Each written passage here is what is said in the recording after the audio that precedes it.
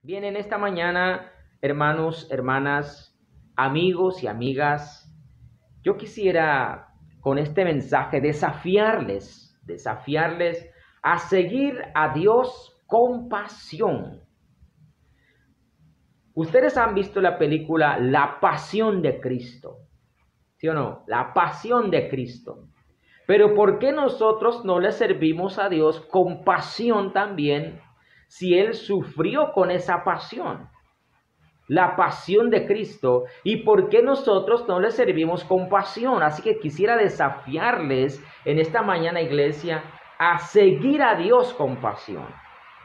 Pero sin pasión tampoco podemos agradar a Dios, porque Dios no quiere que nosotros le sirvamos a medias. Dios no está buscando gente que le sirvan más o menos, sino que Dios está buscando personas que le sirvan con toda pasión, con toda la entrega, con todo el compromiso que requiere seguir a Jesucristo. Pero sin entrega tampoco puede haber relación con Dios.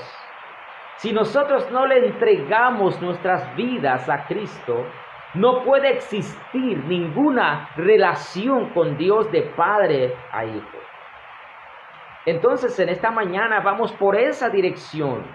Quiero guiarles en esa dirección, de que al término de esta prédica usted pueda decir: estoy sirviendo al Señor, siguiéndole con pasión o sin ganas. Y otros dirán, los que no tienen a Jesús en su corazón, dirán también: ¿tengo relación con Dios? ¿He entregado mi vida a Cristo? ¿O todavía mantengo a Jesucristo fuera de la puerta? Amados, vamos a leer la palabra del Señor en Apocalipsis capítulo 3, versículo 14. Apocalipsis capítulo 3, versículo 14 dice así: y escribe al ángel de la iglesia en la Odisea: he aquí el Amén, el testigo fiel y verdadero, el principio de la creación de Dios, dice esto: yo conozco tus obras, que ni eres frío ni caliente.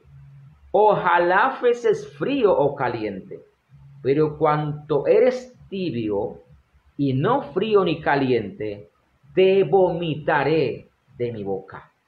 Porque tú dices: yo soy rico y me he enriquecido y de ninguna cosa tengo necesidad. Y no sabes que tú eres un desventurado, miserable, pobre, ciego y desnudo. Por tanto, yo te aconsejo que de mí compres oro refinado en fuego, para que seas rico, y vestiduras blancas para vestirte, y que no se descubra la vergüenza de tu desnudez.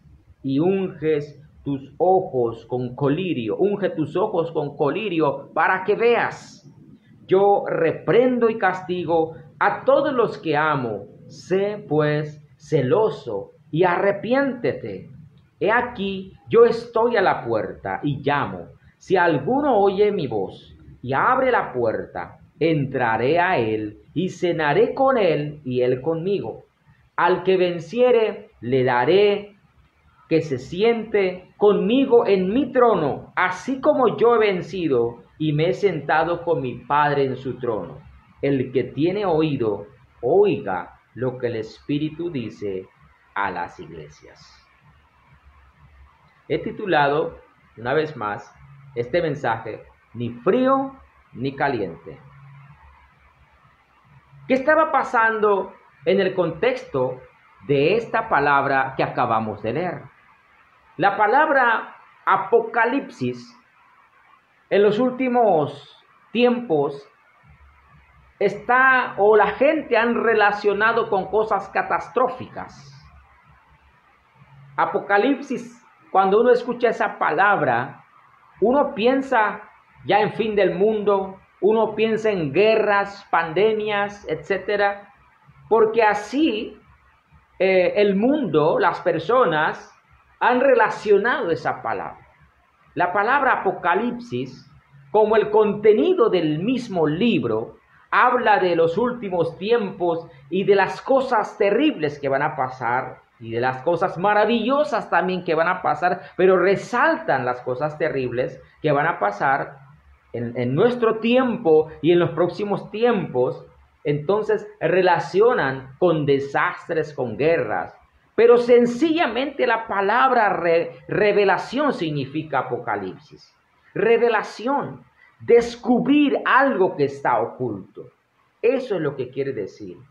El apóstol Juan, quizás el más joven de los 12 apóstoles de Jesús, el último que sobrevivió a tantas cosas que pasaron los discípulos.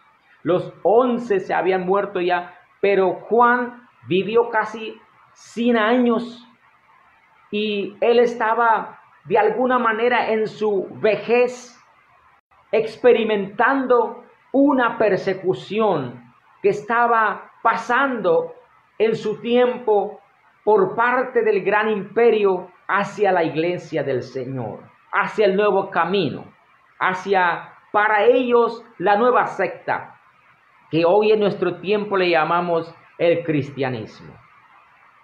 El apóstol Juan, que escribió Apocalipsis, estaba en una isla llamada Patmos, una isla griega, donde él estaba de alguna manera preso, quizás por predicar el evangelio, por ser testigo de Jesucristo. Ahí lo tenían exiliado en una isla. Estando allí, Dios le revela cosas por venir, cosas por ocurrir.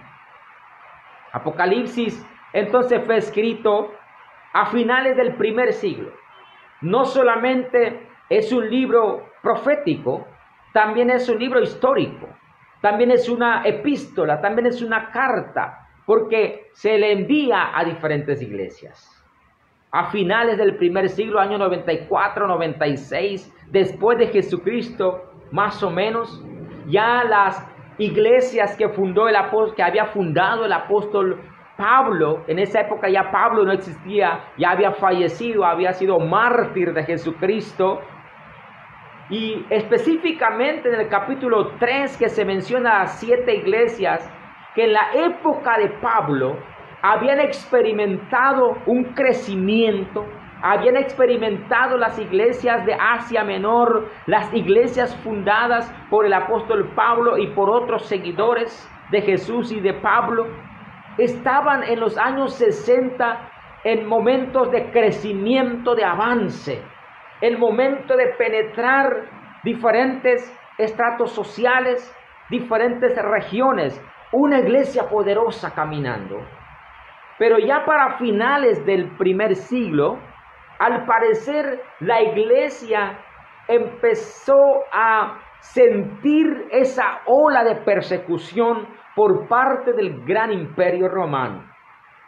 No solamente eso, sino el declive también de las personas que llegaban a esa iglesia, porque no solamente estaban experimentando lo que es la persecución por parte del imperio, sino también que las sectas habían de alguna manera entrado también. Ya en la época de Pablo nosotros sabemos que estaba ocurriendo eso, pero ya para finales del primer siglo ya las sectas estaban entrando, como los nicolaitas, estaban entrando a las iglesias, cambiando lo que es la doctrina de los apóstoles. Entonces vemos que en esa situación Dios le revela lo que es el mensaje al apóstol Juan. Dice la Biblia que la palabra, la carta, es para la iglesia en Laodicea. Cuando tú lees, más o menos, las epístolas casi no se menciona la palabra o la iglesia en Laodicea. Hay iglesias que quizás no se mencionan ahí, pero nosotros sabemos que esa ciudad está cerca de Frigia, cerca de Colosas también, más o menos, ¿sí? Que fue fundada por Antíoco II, en el año 261, más o menos 246 antes de Jesucristo, y en honor a su esposa Laodice, Antíoco le pone el nombre a esa ciudad, Laodicea. Pero esa ciudad, Laodicea, tenía una situación también grave, o tenía problema del agua. A pesar de que era una ciudad importante económicamente, pero no tenían una buena calidad de agua. El agua que provenía de Hierápolis, que estaba cerca de ahí, era agua caliente. Y el agua que provenía de Colosas, que era otra ciudad aledaña, era agua fría. Y quizás esas aguas, ya sea agua fría o agua caliente, más de Hierápolis, que estaba cerca, agua caliente que venía de allá, ellos hicieron acueductos subterráneos, llegaba a la ciudad de Laodicea tibia. Refiriéndose a eso, Dios de alguna manera compara la condición de la iglesia con la condición de la agua, o con la condición económica también social de la ciudad. Entonces agua llegaban los turistas a probar cuando llegaban gente de otras regiones, porque de alguna manera la Odisea también era un punto especial, céntrico, y cuando personas de otras regiones llegaban a la Odisea y probaban su agua, y era agua muy tibia, lo que hacían era vomitar el agua inmediatamente. En la ciudad de la Odisea, ellos tenían 3 tipos de economía, por decirlo así, donde se alimentaba la ciudad. En primer lugar, era un centro de préstamos de dinero. Era un centro bancario importantísimo, por lo tanto, una ciudad muy rica. Pero también la ciudad de la Odisea fabricaba vestidos y tapetes de lana negra. Vestidos de calidad se vendían ahí.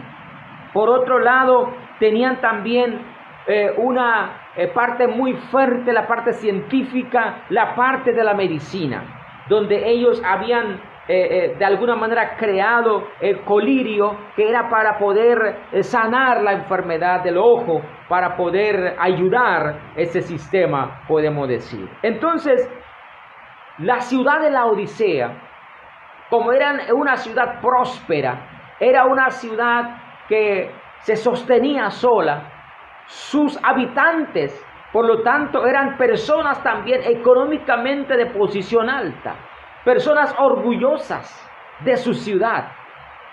En los años 60, más o menos antes o después de Jesucristo, hubo un terremoto terrible en esa ciudad, y la ciudad de la Odisea fue destruida. Y el gran imperio romano quiso ayudar económicamente para reconstruir esa ciudad. Y ellos dijeron, no, nosotros somos suficientes. Y reconstruyeron la ciudad, porque era una ciudad muy fuerte económicamente. Bien, probablemente se piensa que Epafras, el discípulo de Pablo, que prácticamente que fue él que fundó la iglesia en Colosas, Epafras fue también quien fundó la iglesia en la Odisea, ya que estaba cerca de Colosas. Dicho esto, amados hermanos, ya tenemos la idea de la ciudad de la Odisea, ya tenemos el contexto de lo que es Apocalipsis a través del apóstol Juan, pero ¿qué precisamente nos quiere decir la palabra de Dios basado en esa carta que era la carta para la Odisea? Apocalipsis capítulo 3 habla de las 7 iglesias, pero aquí en el versículo 14 está hablando a la iglesia en la Odisea. Entonces, en primer lugar, mira lo que dice, que en nombre del Todopoderoso está hablando Dios. Dios habla en su nombre, porque la palabra de Dios nos dice de esta manera, muy claramente, dice, amados hermanos, y escribe al ángel de la iglesia en la Odisea, he aquí el amén. ¿Quién está hablando? El amén. ¿Quién escribe esa carta? el testigo fiel y verdadero. ¿Quién envía esa carta a la iglesia de la Odisea? El principio de la creación de Dios. ¿Quién nos habla en esta mañana a través de esta pantalla? No está hablando Eudilio Guardia, no está hablando esa persona, está hablando el amén, está hablando el testigo fiel y verdadero, el principio de la creación de Dios. Cuando la Biblia dice que esa carta está siendo enviada a través del amén, es porque así son las cosas. Es porque cuando Dios dice que Él es el amén, es porque Él cumple lo que dice. Él no falla en lo que Él nos dice. Él siempre va a cumplir su palabra. Por eso Él es el amén. Así es cierto, es verdadero. Él es el testigo fiel y verdadero. Él es el que conoce nuestras vidas. Él es el que conoce la iglesia de la Odisea. ¿Qué está pasando en su interior? Él conocía la iglesia de la Odisea y por tanto le habla directamente. En esta mañana Dios está hablando a aquel que te conoce y a aquel que me conoce, aquel que nos conoce profundamente. Él es el testigo fiel y verdadero. Está hablándonos el principio de la creación de Dios, el principio de todas las cosas, el creador de todas las cosas nos está hablando en esta mañana. Entonces es digno de escuchar a Él, es digno de atender su palabra, porque el Todopoderoso, porque el amén, el verdadero, el fiel y verdadero, el principio de todas las cosas, nos está hablando en esta mañana. Yo conozco tus obras, le dice, que ni eres frío ni caliente. Como yo le estaba diciendo, Dios nos conoce. Dios conoce, amados hermanos, nuestras vidas, el conocimiento de Dios acerca del carácter y la actitud de la Odisea. Dios conoce nuestras vidas, Dios conoce nuestros pensamientos, Dios conoce nuestro pasado, Dios conoce nuestro presente, pero también Él conoce nuestro futuro. Él sabe lo que tú vas a pensar después de esta prédica, la decisión que vas a tomar. Él conoce todas nuestras vidas, Él nos está hablando en esta mañana. Entonces, ¿quién puede decir en esta hora, en este tiempo, eso no es verdad lo que la palabra está diciendo? Eso no es para mí lo que Dios está hablando. Yo creo que todos nosotros debemos estar atentos a la palabra, porque la persona que nos está hablando nos está diciendo: yo soy el Todopoderoso y conozco tus obras. ¡Qué miedo! Él conoce nuestras vidas, nuestro andar, nuestro interior. Dice a la iglesia de la Odisea: no eres ni frío ni caliente. Eres una iglesia tibia, le fue directo. ¿Quién va a aguantar esa palabra? Una palabra muy fuerte. Eres tibia, iglesia. No eres ni caliente, no eres ni frío. Decídete. Debería de ser caliente o frío, pero no tibio, le dice Dios a la iglesia. En otras palabras, estaban llenos de hipocresía. Lo que ellos vivían no se concordaba con lo que ellos predicaban, con lo que ellos creían, con lo que ellos enseñaban. En otras palabras, podemos decir, yo puedo decir en mis propias palabras, era una iglesia sin pasión a Dios, pero ni rechazo a Dios. Ellos decían que eran cristianos, iban a su iglesia, le servían a Dios, pero no lo hacían con pasión, no le servían con responsabilidad, sino que se habían acomodado a algo, habían creado su propio ritmo de la vida cristiana, yo puedo decir. Habían creado su propia etiqueta de ser cristiano, habían creado su propia religiosidad. Habían creado su propia manera o modo de vivir el cristianismo, sin pasión a Dios, pero sin rechazar a Dios. ¿Cuántas vidas, cuántos cristianos hoy en día viven de esta manera? Cuando usted en la calle le pregunta a cualquier persona, te dice, sí, yo también soy cristiano, pero su vida, la vida que lleva, la forma que habla, la forma como hace las cosas, no concuerda con lo que la palabra de Dios está diciendo. Entonces hay muchas personas que hoy lo que es las estadísticas o las estadísticas mundiales le llama el nominalismo, que solo de nombre son cristianos, pero no son verdaderos cristianos, porque solamente de nombre son llamados cristianos, sin pasión a Dios, pero ni rechazar a Dios tampoco. Es como yo quiero servir al Señor a mi modo, a mi manera. Las personas en esa iglesia estaban siendo muy descuidadas con su vida espiritual por el contexto en que estaban viviendo. Prácticamente estaban viviendo una religiosidad porque existía una bonanza económica y la estabilidad también la tenían socialmente. Ni frío ni caliente, aludiendo Dios a la situación que tenían con el agua antes mencionado en la introducción. Que la vida espiritual de ellos era tibio, era sin compromiso ni pasión, se habían adecuado a lo superficial, a lo no importante.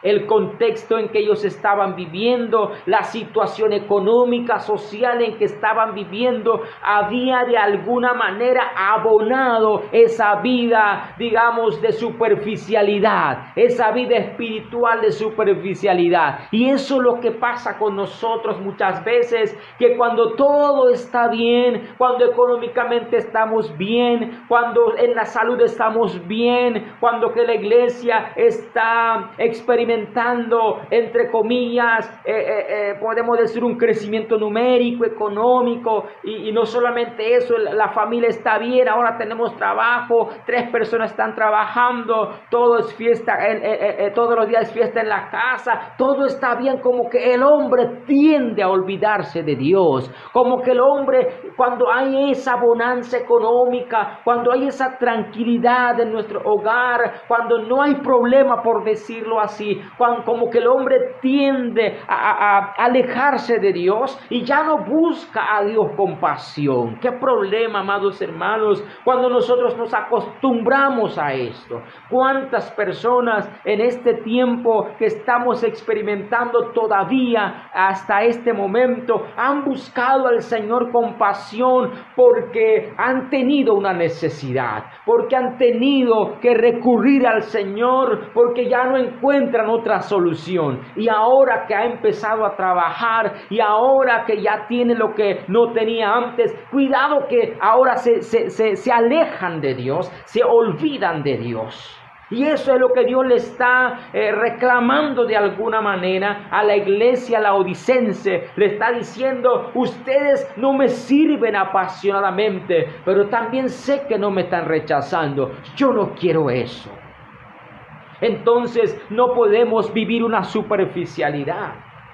Entonces, como que las pruebas son buenas, como que estar en la necesidad es buena, porque me hace buscar con pasión y servirle con pasión a Dios. Pero el sabio no va a esperar que lleguen momentos terribles a su vida. El sabio no va a esperar que esté en bancarrota, que esté en necesidad extrema. El sabio no va a esperar hasta que esté enfermo. Entonces va a empezar a buscar a Dios. El sabio no hace eso, sino que el sabio le sirve apasionadamente cuando tiene de todo. El sabio le sirve con responsabilidad y compromiso a Dios cuando no tiene nada, porque su economía, porque su tranquilidad, la paz no le da el dinero, no le da la estabilidad social, no le da la mejor salud, sino, amada familia, Dios le da esa paz, Dios le da esa bendición. El servirle a Dios le da tranquilidad a su vida. En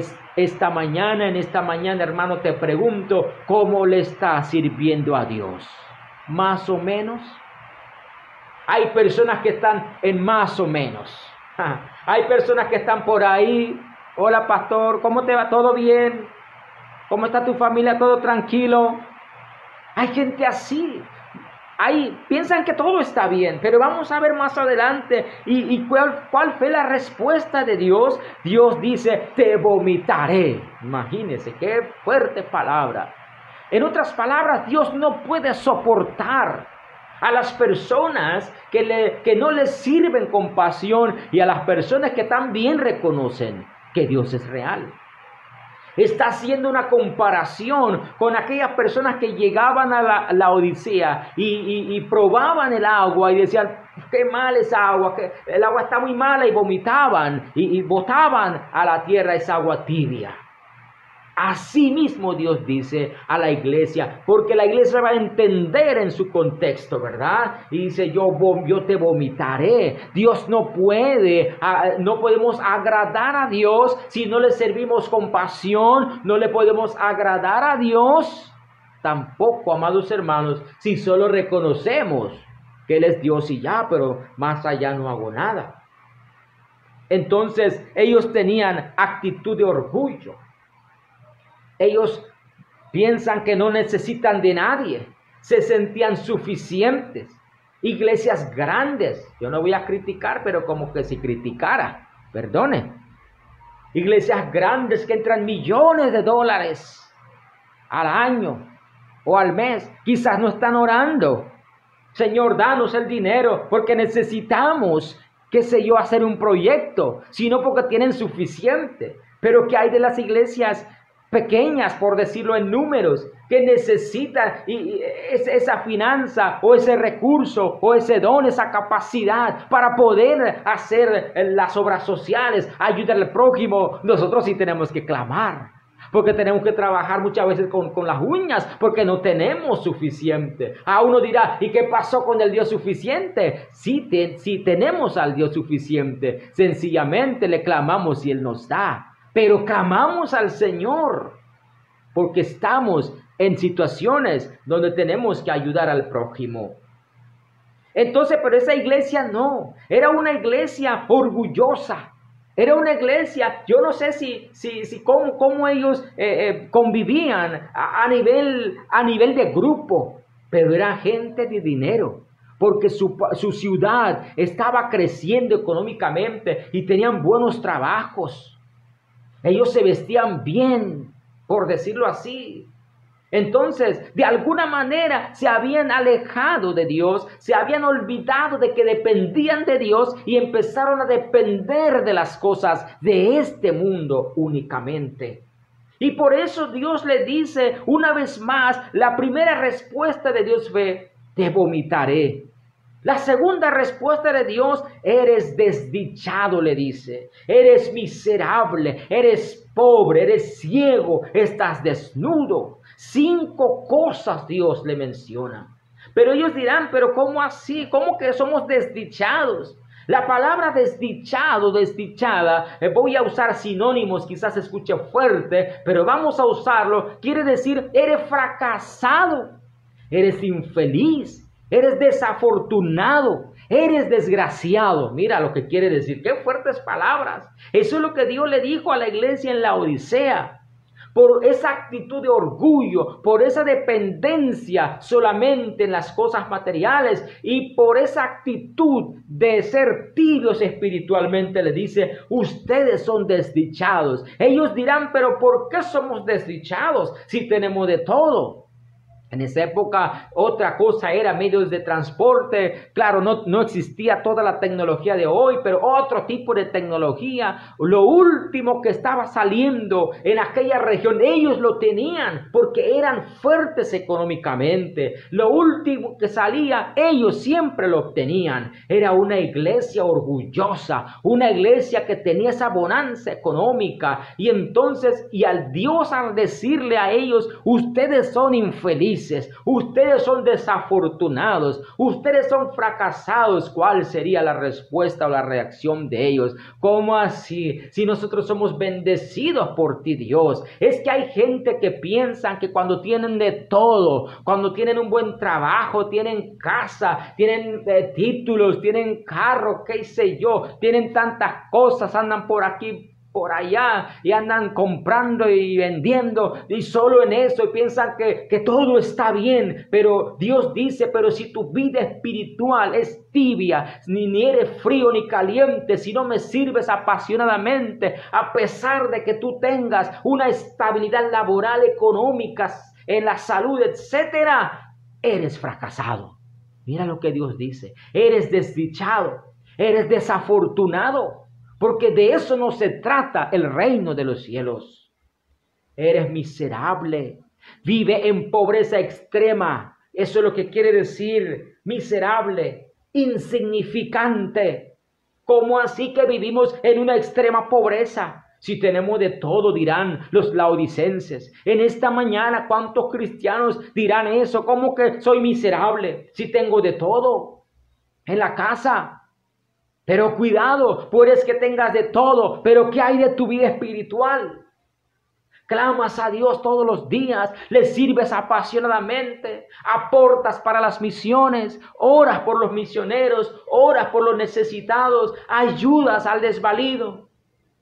Sirves al Señor, estudias las palabras diariamente, obedeces a Dios.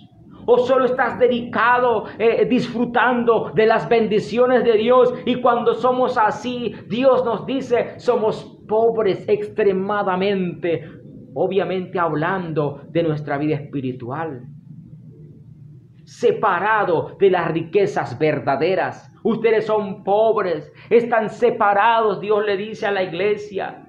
Están separados de las riquezas que provienen del reino de los cielos. ¿Cuántas personas están siendo engañados por el diablo? Piensan que están disfrutando las cosas buenas. Están disfrutando, sí, pero temporalmente, pero terrenalmente. Pero lo que Dios quiere es que nosotros disfrutemos de las bendiciones que provienen de Él, de las bendiciones que emanan de lo que es el reino de los cielos. Estás ciego, le dice a la iglesia de la Odisea. En otras palabras, no puedes ver la realidad de tu situación. Hay gente que no se dan cuenta que están mal espiritualmente. Hay gente que no se dan cuenta, ¿sabe por qué? Porque no tienen una relación fuerte con Dios. Porque no tienen una relación de intimidad donde Dios le diga, mira, ahí está mal, algo está mal en tu vida. Ellos no pueden ver, están ciegos, están disfrutando, están gozándose de las bendiciones y de las bondades de esta tierra, que no está mal, déjeme decirle. Usted puede tener trabajo, yo tengo trabajo, ahorita estoy trabajando frente a ustedes, ese es mi trabajo. Tengo un techo donde vivir, tengo familia. Y un montón de carros y buses donde ando, gloria a Dios. Pero si yo no le sirvo a Dios con pasión, entonces soy pobre. Entonces soy ciego. No puedo ver lo que me está pasando. Porque las cosas de este mundo, porque el deleite de este mundo, porque la superficialidad que yo tengo en relación con Dios no me permite ver mi situación real. ¿Cuántas personas viven engañados por eso? Porque como están ciegos, piensan que están bien, pero no estás bien si no le sirves a Dios. Si no amas a Dios de todo corazón, déjeme decirle, tienes todo, pero no estás bien con Dios. Dios le dice, ustedes están desnudos. ¿Pero cómo que estamos desnudos? Si nosotros vestimos de la mejor lana, lo que se vende en la Odisea. Nos vestimos de la mejor lana negra. ¿Cómo que estamos desnudos? Sí. Ustedes están en vergüenza total. Eso es lo que quiere decir la desnudez a nivel bíblico. Estar en desnudez es estar en vergüenza. ¿Se acuerda cuando Dios baja a la tierra, al huerto del Edén, y le dice, hombre, ¿dónde estás, Adán? Me escondí, me avergoncé porque me di cuenta que estaba desnudo. La palabra desnudez es vergüenza. Amados hermanos, mucha gente así andan en vergüenza espiritual. porque no tienen una relación con Dios fuerte, íntima, porque no tienen esa pasión. Dicen ser cristianos de nombre. ¿Cuántos de los que me están escuchando, perdónenme esa sinceridad, cuántos de ustedes que me están escuchando, los que escucharán, no les sirven a Dios con pasión, sino sencillamente disfrutan de las bondades de Dios y ya Dios te vomitará en algún momento? Tenga cuidado. Todo eso era a los ojos de Dios.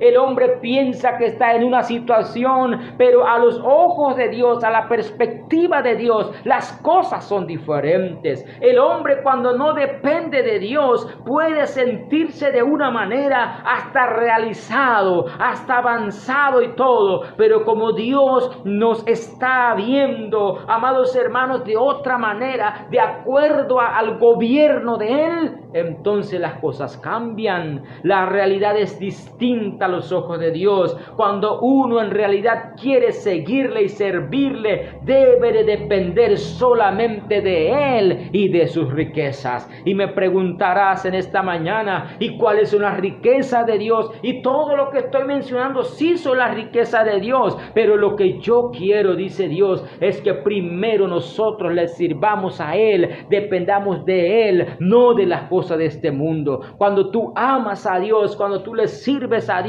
entonces Dios te va a bendecir. Que las cosas de este mundo no ocupen el lugar de Dios en tu corazón, porque muchos en esta mañana quizás ese trono de Dios en su corazón ocupa otra cosa: la seguridad económica, salud, la bonanza, disfrutar de esta vida que está muy bien. Pero si todo esto está ocupando el trono de Dios que está en tu corazón, entonces Dios te vomitará, porque Él no puede soportar eso. Usted en esta mañana tiene que sacar esto.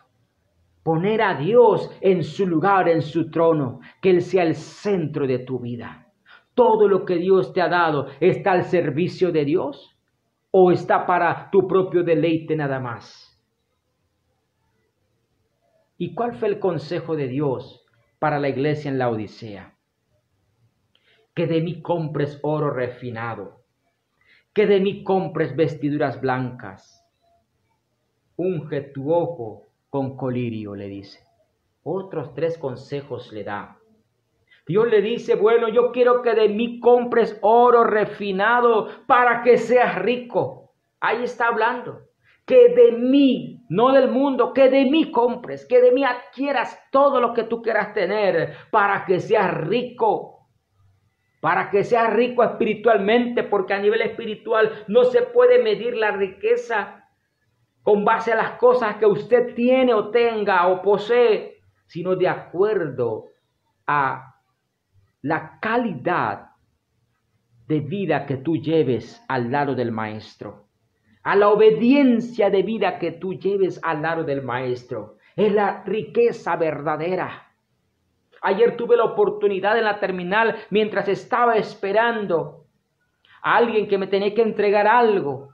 Un joven se me acerca con un problema que tenía y yo le comentaba eso, a pedirme algo, pero le dije primero, como dijo el apóstol Pedro y Juan, no tengo oro, no tengo plata, pero lo que te doy en el nombre de Jesús, le dijo, te voy a hablar de la palabra, de las verdaderas riquezas que viene de Dios. Yo le dije, mira a tu alrededor, personas comiendo, personas comprando, estaba en el mall comprando, personas bien vestidos, por decirlo, personas por aquí, personas por allá haciendo esto y esto, de todo. Yo le digo, usted no conoce lo que está en la mente de ellos, en el corazón de ellos, o la verdadera situación de ellos, así como tampoco la gente conoce de tu vida. ¿Qué problema usted carga? Un problema muy grande él tenía a nivel de salud. Pero la gente es así, amados hermanos. Piensan que el obtener es obtener las cosas de este mundo nada más. Pero Dios está hablando que de mí compres oro refinado, que yo sea tu tesoro, en otras palabras. Pero mira lo que dice, que de mí compres. ¿Cómo yo puedo comprarle a Dios? Oro refinado. En otras palabras, cuando tú vas a un almacén, tú compras algo. Cuando tú quieres adquirir algo, un carro, una casa, una ropa, tú compras, tú pones tu dinero. Es el sacrificio que uno hace. Lo que Dios está diciendo, tienes que sacrificarte para que podamos tener esa relación fuerte, para que yo sea el tesoro suyo. Usted tiene que sacrificarse. Pero el hombre de hoy no se quiere sacrificar para nada en busca de la presencia de Dios. Mejor es depender de las riquezas de Dios, que son riquezas espirituales, pero también materiales, claro que sí. Lo que encontramos en su reino, no dejar lo que estamos haciendo, sino más bien hacerlo todo en Dios y para Dios, que es diferente. Porque hay gente que estaría pensando en esta mañana, entonces, ¿qué hago? ¿Dejo el trabajo y dejo todo lo que tengo? Pues, no, yo no estoy hablando de eso. Estoy hablando de cambiar las prioridades. De cambiar las prioridades estoy hablando. Lo que estamos haciendo, hacerlo en Dios y para Dios, no para ti solamente. Pero cómpramelo. Tiene un costo. Los laodicenses no querían sacrificios, no querían hacer esfuerzos, porque era una ciudad económicamente alta y todo lo podían adquirir fácilmente. Pero Dios le dice, sin sacrificio usted no puede experimentar la gloria de Dios. Que de mí compres vestiduras blancas. Mira esa palabra que está contraria, porque ellos, la ciudad vendía lana y tapetes negras.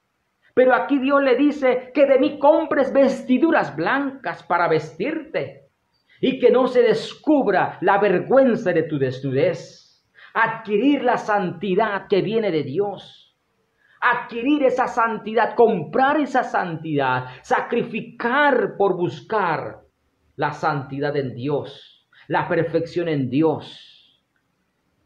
Eso es muy importante.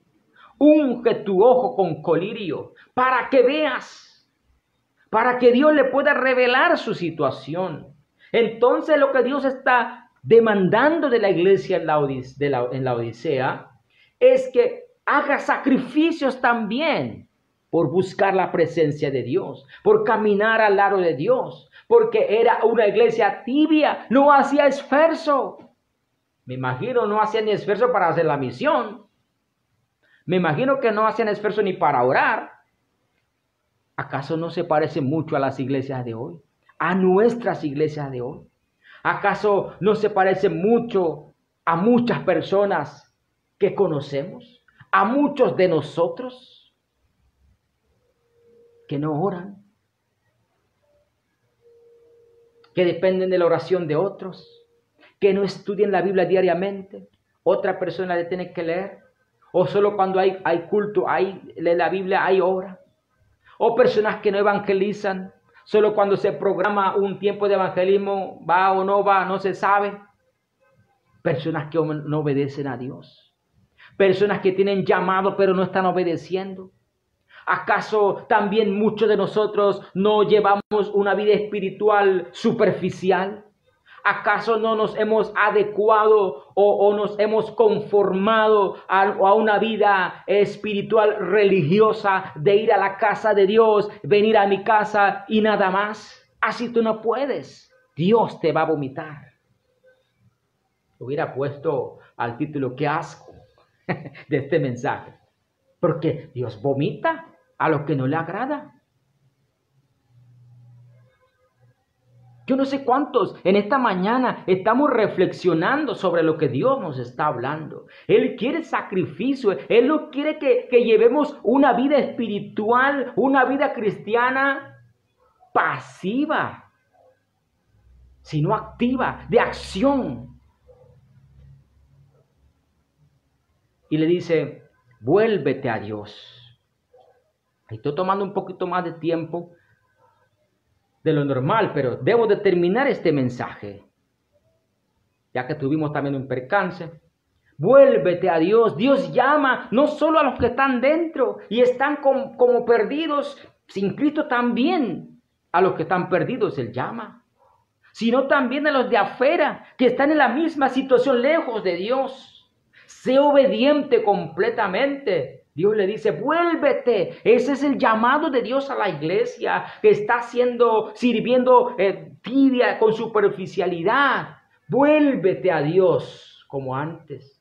Búscame con pasión nuevamente. Pero a los de afuera le dice, Jesús está a la puerta, dice, estoy a la puerta. Si alguno oye mi voz